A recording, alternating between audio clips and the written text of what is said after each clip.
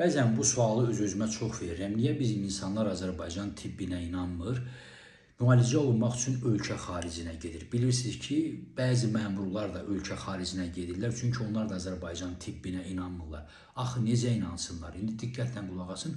Görün Sumqayıtda nə hadisə yaşanıb. Bir Sumqayıt sakini, baxın, bu xanım burun əməliyyatı etdirilmiş klinikaların birində və burun əməliyyatı etdirən zaman məlum olub ki, onun burun əməliyyatı yanlış olub və onun sol gözündə çəplik yaranıb.